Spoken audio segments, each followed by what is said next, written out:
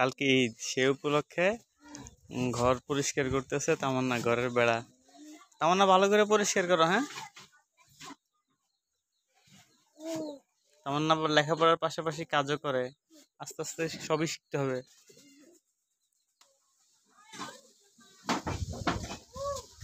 আস্তে আস্তে আস্তে করো।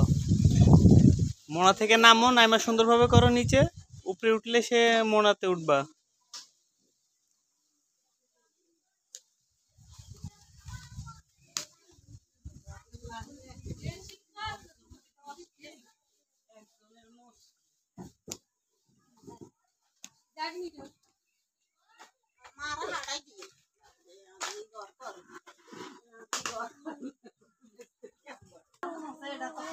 কাজ করা ভালো না তেমন না, লেখাপড়ার পাশাপাশি কাজও শিখতে হয়, করতে হয়।